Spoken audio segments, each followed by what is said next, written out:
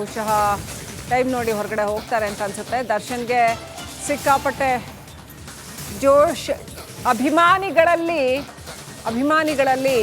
ಸಂಭ್ರಮ. ಅಭಿಮಾನಿಗಳನ್ನ ಪೊಲೀಸರು ಚದುರಿಸ್ತಾ ಇದ್ದಾರೆ. ಬಾಸ್ಗೆ ಬೇಲ್ ಸಿಕ್ಬಿಟ್ಟಿದೆ, ಹಾಗಾಗಿ ಫ್ಯಾನ್ಸ್ ಬಿಂದಾಸ್. ಇನ್ಮೇಲೆ ಹೋಗಿದ್ದೀವಿ ನಿಮಗಿದೆ ನಿಮಗೆ ಕೇಳ್ತಾರೆ ಆ ಥರ ಅಂತಲ್ಲ. ಬಟ್ ಕಾನೂನು ನಿಜ, ಕೋರ್ಟ್ ಕೊಟ್ಟಂತ ಇವತ್ತೊಂದು ಡಿಸಿಷನ್ ಇದೆಯಲ್ಲ, ಅದನ್ನ ಎಲ್ಲರೂ ಕೂಡ ಅಕ್ಸೆಪ್ಟ್ ಮಾಡ್ಕೊಳ್ಳೇಬೇಕು. ಆಮೇಲೆ ಪೊಲೀಸ್ನವರಿಗೆ ಅದು ಹಿನ್ನಡೆ ಆಗಿರ್ಬೋದು, ಮುನ್ನಡೆ, ಅವರು ಅಪೀಲ್ ಹೋಗೋದು ಸೆಕೆಂಡ್ರಿ. ಬಟ್ ಈ ಕ್ಷಣಕ್ಕೆ ಸಿಕ್ಕಂತ ಒಂದು ರಿಲೀಫ್ ಅದನ್ನ ಎಲ್ಲರೂ ಕೂಡ ನಾವು ಒಪ್ಕೊಳ್ಳೇಬೇಕಾಗುತ್ತೆ. ಇದು ಇನ್ನೊಂದು ನಾವು ಗಮನಿಸಬೇಕು, ಬಹಳ ಮುಖ್ಯವಾಗಿ ಏನು ಅಂದ್ರೆ, ಆ ಭರ್ಜರಿ ಅಭಿಮಾನಿಗಳು ಹಾಲಿನ ಅಭಿಷೇಕ ಅದೆಲ್ಲ ಮಾಡ್ತಿದ್ದಾರೆ. ಅವ್ರವ್ರ ಅಭಿಮಾನ, ಅದಕ್ಕೆ ನಾವೇನು ಹೇಳಕ್ಕಾಗಲ್ಲ. ಆ ಅಭಿಮಾನಿಗಳಿಗೆ ಬಿಟ್ಟಿರ್ತಕ್ಕಂಥದ್ದು ಅದು. ಅವ್ರ ಬಾಸು ಅವರು ಹಾಲಿನ ಅಭಿಷೇಕ ಮಾಡ್ತಾ ಇದ್ದಾರೆ, ಸರಿ ತಪ್ಪು ಅಂತ ಹೇಳಕ್ ನಾವ್ಯಾರು ಅಲ್ಲ. ಆದರೆ ಇದು ಜಾಮೀನು ಮಾತ್ರ. ಇದು ಕೋರ್ಟ್ ತೀರ್ಪು ಬಂದಿದ್ದು ದರ್ಶನ್ಗೆ ಜಾಮೀನು ಕೊಡಬಹುದು ಅನ್ನೋ ವಿಚಾರಕ್ಕೆ ಮಾತ್ರವೇ ಹೊರತು ಸಂಪೂರ್ಣ ವಿಚಾರಣೆ ಮುಗ್ದಿಲ್ಲ. ಅಂತಿಮ ತೀರ್ಪು ಅಲ್ಲ ಇದು, ಕೇಸ್ನ ಅಂತಿಮ ತೀರ್ಪು ಅಲ್ಲ. ಈಗ ಸಿಕ್ಕಿರ್ತಕ್ಕಂಥದ್ದು ಜಾಮೀನು ಮಾತ್ರ. ಜಾಮೀನಿನ ಮೇಲೆ ಹೊರಗಡೆ ಬರಬಹುದು ಅಂತ. ಪವಿತ್ರ ಗೌಡಗೆ ಬೇಲ್ ಸಿಕ್ಕಿದ್ದಕ್ಕೆ ಪವಿತ್ರ ತಾಯಿ ಸಂತಸ ವ್ಯಕ್ತಪಡಿಸಿದ್ದಾರೆ. ನನ್ನ ಮಗಳು ಯಾವುದೇ ತಪ್ಪು ಮಾಡಿಲ್ಲ. ಪವಿತ್ರ ತಾಯಿ ಹೇಳಿರ್ತಕ್ಕಂಥ ಮಾತು. ರಿಪಬ್ಲಿಕ್ಗೆ ಪವಿತ್ರ ಗೌಡ ತಾಯಿ ಹೇಳಿಕೆ ಕೊಟ್ಟಿದ್ದಾರೆ. ಮಗಳ ಬೇಲ್ಗಾಗಿ ತುಂಬಾನೇ ಕಷ್ಟಪಟ್ಟಿದ್ವಿ ಅಂತ ಹೇಳಿದ್ರು. ತಮ್ಮ ಭಾವನೆಗಳನ್ನ ಹಂಚ್ಕೊಂಡ್ರು. ಮಗಳು ಜೈಲ್ಗೆ ಹೋಗಿದ್ದ ವೇಳೆ ಸಾಕಷ್ಟು ನೋವು ಅನುಭವಿಸಿದ್ವಿ. ಪವಿತ್ರ ಗೌಡ ರಿಲೀಸ್ ಆದ್ಮೇಲೆ ಮಾತನಾಡ್ತೀನಿ ಅಂತ ರಿಪಬ್ಲಿಕ್ ಕನ್ನಡದ ಜೊತೆ ಎಕ್ಸ್ಕ್ಲೂಸಿವ್ ಆಗಿ ಪವಿತ್ರ ಗೌಡ ತಾಯಿ ಮಾತನಾಡಿದ್ದಾರೆ. ಇವತ್ತು ಹೈಕೋರ್ಟ್ನಲ್ಲಿ 7 ಜನರ ಜಾಮೀನು ಅರ್ಜಿ ಮಂಜೂರಾಗಿದೆ, ಜಾಮೀನು ಸಿಕ್ಕಿದೆ. ಈ ವಿಚಾರವಾಗಿ ಇವತ್ತು ವಕೀಲರೆಲ್ಲರೂ ಕೂಡ ಮಾತಾಡಿದ್ರು. ಈಗ ರಿಪಬ್ಲಿಕ್ ಕನ್ನಡದ ಜೊತೆಯಲ್ಲಿ ಮಾತಾಡೋದಕ್ಕೆ ಪವಿತ್ರ ಗೌಡ ಅವರ ತಾಯಿ ಆಗಿರುವಂಥ ಭಾಗ್ಯ ಅವರಿದ್ದಾರೆ. ಅವ್ರನ್ನ ಮಾತಾಡ್ಸ್ತಾ ಹೋಗ್ತೀನಿ. ಮೇಡಮ್, ಏನು ಅನ್ನಿಸ್ತಾ ಇದೆ? ಇವತ್ತು ಜಾಮೀನು ಸಿಕ್ಕಿದೆ, 7 ತಿಂಗಳ. ತುಂಬ ಖುಷಿ ಆಯಿತು ನನಗೆ. ಸಖತ್ತಾಗಿ ಓಡಾಡಿದ್ದಾರೆ ಇವರು, ಪ್ರಯತ್ನ ಪಟ್ಟರು. ಆದರೂ ಓಡಾಡಿ ನಮಗೆ ಬೇಲ್ ತಂದು ಕೊಟ್ಟಿದ್ದಾರೆ. 7 ತಿಂಗಳು ಮಗಳು ಜೈಲಲ್ಲಿದ್ದರು. ಹಿಂಸೆ ಆಯಿತು ಇದ್ದಿದ್ದಕ್ಕೆ, ಕಷ್ಟ ಆಯಿತು ಒಂದು ಸ್ವಲ್ಪ. ಮೀಟ್ ಮಾಡೋ ಸಂದರ್ಭದಲ್ಲಿ ಏನು ಹೇಳ್ತಾ ಇದ್ರು ಪವಿತ್ರ? ಏನಿಲ್ಲ, ನಾನೇನು ತಪ್ಪು ಮಾಡಿಲ್ಲಮ್ಮ, ದೇವ್ರವನೇ, ದೇವ್ರು ನೋಡ್ಕೊತಾನೆ, ನಾನು ಮಾಡಿಲ್ಲ ತಪ್ಪು, ಅಷ್ಟೇ ಮಾತಾಡ್ತಾ ಇದ್ದೆ. ಇನ್ನೇನು ಮಾತಾಡ್ತಾ ಇರಲಿಲ್ಲ ಅವರು, ಅಷ್ಟೇ ಹೇಳೋರು. ಏನಾದರೂ ಹೇಳ್ಕೊಳ್ತಿದ್ರ ನಿಮ್ಮ ಹತ್ರ? ಏನು ಹೇಳ್ಕೊತಾ ಇರಲಿಲ್ಲ, ಅಷ್ಟೊಂದೆಲ್ಲ ಏನು ಹೇಳ್ಕೊಳ್ಳೋ ಅಂಥದ್ದು ಏನು ಇರಲಿಲ್ವಲ್ಲ. ಅಲ್ಲಿ ಹೇಳ್ಕೊಳ್ಳೋದಕ್ಕೆ ಏನು ಹೇಳ್ಕೊತಿರ್ಲಿಲ್ಲ. ದೇವ್ರವನೇ ಅದೊಂದು ಹೇಳೋರು, ದೇವ್ರವನೇ, ನಾವೇನು ತಪ್ಪು ಮಾಡಿಲ್ಲ, ನಾನು ಇಷ್ಟೇ, ಅದ್ರ ಮೇಲೆ ಇನ್ನೇನು ಹೇಳ್ತಾನೂ ಇರಲಿಲ್ಲ. ಈಗ ಈ ರೇಣುಕಾ ಸ್ವಾಮಿ ಕೊಲೆ ಆಯಿತು ಅನ್ನೋ ವಿಚಾರ ಗೊತ್ತಾಗ್ತಾ ಇದ್ದಂತೆಯೇ ನಿಮ್ಮ ಮಗಳನ್ನು ಕೂಡ ಪೊಲೀಸರು ಅರೆಸ್ಟ್ ಮಾಡ್ತಾರೆ. ಆ ಸಂದರ್ಭದಲ್ಲಿ ನೀವು ಎಲ್ಲಿದ್ರಿ? ನಿಮ್ಗೆ ಏನಾದರೂ ಗೊತ್ತಾಯ್ತು? ಆ ಟೈಮಲ್ಲಿ ಗೊತ್ತಾದಾಗ ನಿಮ್ಗೇನು ಅನ್ನಿಸ್ತು? ಗೊತ್ತಾದಾಗ ನಮಗೇನು ಅಷ್ಟೊಂದು ಗೊತ್ತಿರಲಿಲ್ಲ. ಆಮೇಲೆ ಗೊತ್ತಾಯಿತು, ಟಿ ವಿ ನೋಡಿದ್ಮೇಲೆ ನಮ್ಗೆ ಗೊತ್ತಾಗಿದ್ದು. ಅಂದರೆ ಏನೂ ಹೇಳ್ಕೊತಿರ್ಲಿಲ್ಲ ಅವ್ರಿಗೂ. ಬಟ್ ಹಿಂಗಾಗುತ್ತೆ ಅಂತ ಅವ್ರಿಗೂ ಗೊತ್ತಿರಲಿಲ್ಲ. ಹಿಂಗಾಗುತ್ತೆ, ಹಿಂಗೆ ಹೇಳಿದ್ರೆ ಮನೇಲಿ ಇದು ಮಾಡ್ತಾರೆ ಅಂತ ಅವ್ರಿಗೂ ಗೊತ್ತಿರಲಿಲ್ಲ. ರೇಣುಕಾ ಸ್ವಾಮಿ ಮೆಸೇಜ್ ಮಾಡ್ತಾ ಇದ್ದು ಏನಾದರೂ ಹೇಳ್ಕೊಂಡಿದ್ರೆ ನಿಮ್ಮ ಹತ್ರ? ಇಲ್ಲ, ನನ್ನ ಹತ್ರ ಏನು ಹೇಳ್ಕೊತಾ ಇರಲಿಲ್ಲ, ನನ್ನ ಹತ್ರ. ಜೈಲಿಗೆ ಹೋಗ್ತಿದ್ರಲ್ಲ, ಆ ಟೈಮಲ್ಲಿ ನೀವು ಹೊರಗಡೆ ಪವಿತ್ರ ಗೌಡನ ನೋಡಬೇಕಾದ್ರು, ಜೈಲಲ್ಲಿ ಇದ್ದಂಥ ಸಂದರ್ಭದಲ್ಲಿ ಪವಿತ್ರ ಗೌಡನ ನೋಡಬೇಕಾದ್ರೆ ಏನು ಅನ್ನಿಸ್ತಾ ಇತ್ತು? ನೋವಾಗ್ತಿತ್ತು, ಹೇಳ್ಕೊಳಕ್ಕಾಗ್ತಾ ಇರಲಿಲ್ಲ. ಸುಮ್ಮನೆ ತುಂಬ ನೋವಾಗ್ತಾಯಿತ್ತು ಅಷ್ಟೇ.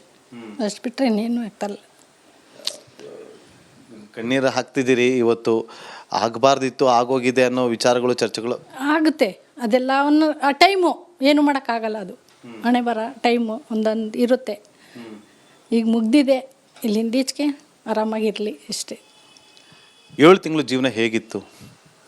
ಸ್ವಲ್ಪ ಕಷ್ಟ ಆಯಿತು, ಬಿಟ್ಟಿರೋದಕ್ಕೆ ಮಗಳು ಅಲ್ಲಿ ಕಷ್ಟ ಆಯಿತು ಸ್ವಲ್ಪ. ಮೊಮ್ಮಗಳನ್ನ ನೋಡ್ಕೊಳ್ತಿದ್ರಿ? ನೋಡ್ಕೊಳ್ತಾ ಇದ್ದೆ ಮೊಮ್ಮಗಳನ್ನ. ವಕೀಲರು ಕೂಡ ಅದೇ ವಿಚಾರವಾಗಿ ತುಂಬ ಓಡಾಡಿದ್ದಾರೆ, ತುಂಬ ಮಾಡಿದ್ರು. ಟಾಮಿ ಸಮಷ್ಟಿನೂ ಅಷ್ಟೇ. ಅವ್ರ ಹತ್ರ ನಾವು ಬೇಜಾನ್ ಸತಿ ಹೋಗಿ ಮಾತಾಡಿ ನಾವು ಅವ್ರಿಗೆ ಇದು ಮಾಡಿದ್ದಕ್ಕೆ ನಮ್ಗೆ ಮಾಡಿಕೊಟ್ರು. ಅದೊಂದು ನನಗೆ ಖುಷಿ ಆಯಿತು. ಹೋಪ್ಸ್ ಇತ್ತಾ ಇವತ್ತು ಜಾಮೀನು ಸಿಗುತ್ತೆ ಅಂತೇಳಿ? ಇತ್ತು ಒಂದು ಕಡೆ, ದೇವರ ನೆನ್ಕೊಂಡು ಬಂದ್ವಿ ಅಷ್ಟೇ. ಈಗ ಮಗಳು ನೋಡೋ ಕಾತ್ರ ನಿಮಗೆ? ಆತರ. ಈಗ ರೇಣುಕಾ ಸ್ವಾಮಿ ಕುಟುಂಬಸ್ಥರು ಕೂಡ ನೋವಲ್ಲಿದ್ದಾರೆ. ಅವರು ನೋವೆಲ್ಲಿದ್ದಾರಲ್ಲ, ಎಲ್ಲರಿಗೂ ನೋವೇ ಅಲ್ಲ. ಅವ್ರಿಗೂ ನೋವೇ, ನಮಗೂ ನೋವೇನೆ. ಆಗಿರೋ ಎಷ್ಟು ಜನಕ್ಕೂ ನೋವೇನೆ, ಎಲ್ಲರಿಗೂ ನೋವೇನೆ. ಏನು ಹೇಳೋದಕ್ಕೆ ಬಯಸ್ತೀರಿ ರೇಣುಕಾಸ್ವಾಮಿ ಕುಟುಂಬಸ್ಥರಿಗೆ? ಏನು ಹೇಳು, ಅವ್ರಿಗೂ ಒಳ್ಳೇದಾಗಲಿ, ಅವ್ರಿಗೂ ಸ್ವಲ್ಪ ಬರಲ್ಲ, ಅವ್ರಿಗೂ ಒಳ್ಳೇದಾಗಲಿ ಅಂತ ಹೇಳ್ತೀನಿ ಅಷ್ಟೆ. ಅವರು ತುಂಬ ನೋವಲ್ಲಿದ್ದಾರೆ, ಅವ್ರ ಕುಟುಂಬ ಕೂಡ ಇದ್ದಾರೆ ಅವರು ನಾವೆಲ್ಲಿದ್ದಾರೆ. ಅದೇ ಒಳ್ಳೇದಾಗಲಿ ಅವ್ರಿಗೂ ಅಂತ ಒಂದು ಆಸೆ. ಅಲ್ಲ, ಈ 7 ತಿಂಗಳು ನಿಮಗೆ ಜೀವನ ಸಾಗಿಸೋದಕ್ಕೆ ಎಷ್ಟು ಒಂದು ಕಷ್ಟ ಆಯಿತು? ಹೇಗೆ ಜೀವನ ಸಾಗಿಸಿದ್ರಿ? ಎಷ್ಟು ಸರಿ ಮಗಳನ್ನ ಮೀಟ್ ಮಾಡಿದ್ರಿ? ತುಂಬ ಸತಿ ನಾನು ಹೋದಾಗಿಂದನೂ ಹೋಗ್ತಾನೆ ಇದ್ದೀನಿ, ಬರ್ತಾನೆ ಇರ್ತೀನಿ. ಆದ್ರೂ ಏನು ಮಾಡೋಕ್ಕಾಗಲ್ಲ, ಅದು ದೇವ್ರು ಎಷ್ಟು ದಿನ ಹಣೆಯಲ್ಲಿ ಬರ್ದಿರ್ತದೋ ಅಷ್ಟು ದಿನ ಆಗಲಿ, ಬರಲಿ. ನಮ್ಮ ಮಗಳು ತಪ್ಪು ಮಾಡಿಲ್ಲ, ಒಳಗಡೆ ಬರ್ತಾರೆ ಅನ್ನೋದೊಂದು ನಂಬಿಕೆ ಇತ್ತು ನನಗೆ. ಲಾಯರ್ ಇದ್ದಾರೆ, ಬಿಡಿಸ್ಕೊಬರ್ತಾರೆ ಅನ್ನೋದೊಂದು ನಂಬಿಕೆ ಅವ್ರ ಮೇಲೆ ಇತ್ತು ಅಷ್ಟೇ. ಚಪ್ಪಲಿನಾಗ ಹೊಡೆದ್ರು, ಈ ಥರದ್ದೆಲ್ಲ ಅಲ್ಲಿ ವಾದಗಳಾಯಿತು ಕೋರ್ಟಲ್ಲಿ. ಆ ಹಂತಕ್ಕೂ ಕೂಡ ಹೋಗಿತ್ತು, ಯಾಕೆಂದರೆ ರೇಣುಕಾಸ್ವಾಮಿ ಅಷ್ಟು ಮೆಸೇಜ್ಗಳನ್ನು ಮಾಡಿದ್ರು ಅನ್ನೋದು ಕೂಡ ಚರ್ಚೆಗಳಾಗ್ತಾ ಇತ್ತು. ಅದು ಕೆಲವು ನಂಗೆ ಗೊತ್ತಿರಲಿಲ್ವಲ್ಲ, ಅದನ್ನೇನು ನಾವು ಇದು ಮಾಡ್ಕೊಳಕ್ಕಾಗಿಲ್ಲ. ನಮ್ಗೆ ಗೊತ್ತಿದ್ರೆ ಏನೋ ಒಂದು ಹೇಳ್ಬೋದು, ನಮಗೇನು ಗೊತ್ತಿಲ್ಲ ಅದ್ರ ಬಗ್ಗೆ. ನೀವು ಜೈಲ್ಗೆ ಹೋದಾಗ ಏನು ಕೇಳಲಿಲ್ವಾ ನಿಮ್ಮ ಮಗಳ ಹತ್ರ? ಇಲ್ಲ, ನಾನು ಮಾಡಿಲ್ಲ, ನಾನು ಹೊಡೆದಿಲ್ಲ ಅಂತಲೇ ಹೇಳಿದ್ರು. ಎಷ್ಟು ಕಷ್ಟ ಆಗ್ತಿದೆ ಅವ್ರಿಗೆ ಜೈಲಲ್ಲಿ? ಕಷ್ಟ ಆಗುತ್ತೆ. ವಕೀಲರು ಶಿಲ್ಪಾ ಅವರು ಕೂಡ ನಿಮಗೆ ಸಾಕಷ್ಟು ಸಪೋರ್ಟ್ ಮಾಡಿದ್ದಾರೆ. ಇಷ್ಟು ದಿನ ನಿಮ್ಮ ಜೊತೆಯಲ್ಲಿ ನಿಂತ್ಕೊಂಡಿದ್ದು ತುಂಬಾ ನಮಗೆ ಸಪೋರ್ಟ್ ಮಾಡಿದ್ದಾರೆ ಅವರು. ತುಂಬಾ ನಾವು ಓಡಾಡಿದ್ದೀವಿ, ತುಂಬ ನಮ್ಮ ಜೊತೆ ಅವ್ರು ಓಡಾಡಿದ್ದಾರೆ. ತುಂಬಾ ಮಾಡಿ ಇವಾಗ ನನ್ನ ಮಗಳನ್ನ ಕರ್ಕೊಂಡು ಬಂದರು. ದರ್ಶನ್ ಮನೆ ಕಡೆಯವ್ರು ಏನಾದರೂ ನಿಮ್ಮನ್ನ ಕಾಂಟ್ಯಾಕ್ಟ್ ಮಾಡಿದ್ರಾ? ಸರ್, ಅದ್ರ ಬಗ್ಗೆ ಎಲ್ಲ ಬೇಡ ನಮಗೆ, ಅದ್ರ ಬಗ್ಗೆ ಎಲ್ಲ ಏನು ಅಂತ ಬೇಡ. ಈ ಟೈಮಲ್ಲಿ ಯಾಕಂದರೆ ಒಳ್ಳೇದಾಗಲಿ, ಏನೋ ಗೊತ್ತಿಲ್ಲ ಆಗೋಗೈತೆ, ಎಲ್ಲರಿಗೂ ಒಳ್ಳೇದಾಗಲಿ, ಎಲ್ಲ ಹೋಗಿರೋ ಅಷ್ಟು ಜನಕ್ಕೂ ಒಳ್ಳೇದಾಗಲಿ. ಈಗ ರೇಣುಕಾಸ್ವಾಮಿ ಜೀವ ಅಂತೂ ಬರೋದಿಲ್ಲ, ಏನು ಮಾಡೋದು? ಕುಟುಂಬಸ್ಥರಿಗೆ ಯಾವ ರೀತಿಯಾಗಿ ಧೈರ್ಯ ತುಂಬ ಕೆಲಸ ಮಾಡ್ತೀರಿ ನೀವೀಗ? ನೋಡೋಣ ಸರ್, ಮಗಳು ಬರಲಿ, ಮಗಳು ಬಂದಮೇಲೆ ಮಾತಾಡೋಣ. ಏನು ಮಾತಾಡಬೇಕು ಅಂತ ಅಂದ್ಕೊಂಡಿದ್ದೀರ ಒಬ್ಬ ತಾಯಿಯಾಗಿ? ಇನ್ನು ಏನು ಮಾತಾಡಬೇಕು ಅಂದ್ಕೊಂಡಿದ್ದೀರಿ? ಅದೇ ಸರ್, ನೋಡೋಣ, ಮಗಳು ಬರಲಿ, ಆಮೇಲೆ ಮಾತಾಡ್ತೀನಿ ಅವ್ರ ಜೊತೆ. ಏನು ಸಲಹೆ ಕೊಡಬೇಕು ಅಂತ ಅಂದ್ಕೊಂಡಿದ್ದೀರ ಒಂದು ತಾಯಿ ಸ್ಥಾನದಲ್ಲಿ ನಿಂತ್ಕೊಂಡು ಮಗಳಿಗೆ? ಏನು ಸಲಹೆ ಕೊಡೋದು, ನೋಡೋಣ, ಆಮೇಲೆ ಮಾಡೋಣ. ಬರಲಿ, ಮಗಳೊಂದು ಚೂರೀಚೆ ಬರಲಿ, ಆಮೇಲೆ ಮಾತಾಡ್ತೀನಿ. Okay sir. ಏನಾದ್ರು ಕಡೆದಾಗ ಏನಾದ್ರು ಹೇಳೋದಕ್ಕೆ ಬಯಸ್ತೀರಾ? ನಿಮ್ಗೆಲ್ಲರಿಗೂ ಟ್ಯಾಂಕ್ಸ್ ಮಾಡೋದಕ್ಕೆ. ಮೇಡಮ್, ಒಂದು ವಿಚಾರವನ್ನು ಕೇಳಲೇಬೇಕು, ಕ್ಷಮೆ ಇರಲಿ. ಎಷ್ಟು ಮಿಸ್ ಮಾಡ್ಕೋತಿದ್ರಿ ಮಗಳನ್ನ? ತುಂಬಾ ಮಿಸ್ ಮಾಡ್ಕೊತಿದ್ದೀನಿ. ಮೊಮ್ಮಗಳು ತುಂಬಾ ಅವರೂ. ಈಗ ಹೊರಗಡೆ ಕರ್ಕೊಂಬರ್ತಿದಂಗೆ ಫಸ್ಟ್ ಏನು ಮಾಡ್ತೀರಿ?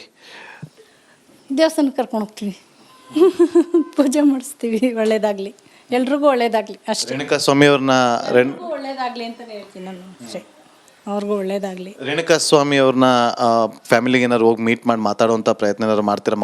ಮಗಳು ಬರಲಿ, ಒಂದು ಸ್ವಲ್ಪ ಮಗಳು ಈಚೆ ಬಂದಮೇಲೆ ಆಮೇಲೆ ಮಾತಾಡ್ತೀನಿ, ನಾನು ಮಾತಾಡ್ತೀನಿ. ಈಗ ಶಿಲ್ಪಾ ಅವ್ರು ಇದ್ದಾರೆ, ಶಿಲ್ಪವ್ರನ್ನ ಮಾತಾಡ್ತೀನಿ. ಮೇಡಮ್, ಈಗ ಷರತ್ತುಬದ್ಧ ಜಾಮೀನು ಸಿಕ್ಕಿದೆ, ಏನೆಲ್ಲ ಷರತ್ತುಗಳನ್ನ ವಿಧಿಸಿದ್ದಾರೆ ಏನಾದ್ರು ಹೇಳ್ಬೋದಾ? ಸರ್, ಈಗ ನಮಗೆ ಯಾವುದೇ ಥರದ್ದು ಏನಂತಂದರೆ ಮಾಹಿತಿ ಇಲ್ಲ. ನಮಗೆ ಆರ್ಡ್ರ್ ಶೀಟ್ ಏನಂತಂದರೆ ಬರಬೇಕು. ತದನಂತರದಲ್ಲಿ ಏನಂತಂದರೆ ನ್ಯಾಯಾಲಯ ಏನು ಷರತ್ತುಗಳನ್ನ ನೀಡಿದೆ ಅದನ್ನು ಏನಂತಂದರೆ ನಾವು ಫುಲ್ಫಿಲ್ ಮಾಡಿದ್ಮೇಲೆ ನಮಗೆ ರಿಲೀಸಿಂಗ್ ಆರ್ಡ್ರ್ ಅಂತ ನಮಗೆ ಸಿಗುತ್ತೆ. ಸೊ ಅದ್ರ ಬೇಸಿಸ್ ಮೇಲೆ ನಾವು ಫರ್ದರ್ ಪ್ರೋಸೆಸ್ ಮುಂದುವರಿಸಬೇಕು. ಯಾವ ಗ್ರೌಂಡ್ಸ್ ಮೇಲೆ ಜಾಮೀನು ಸಿಕ್ಕಿದೆ ಅಂತ ಹೇಳ್ತೀರಿ? ಸರ್, ಗ್ರೌಂಡ್ಸ್ ಅನ್ನೋದಕ್ಕಿಂತ ಹೆಚ್ಚಾಗಿ ಇದರಲ್ಲಿ ಏನಾಗಿದೆ, ಇವರ ಪಾತ್ರ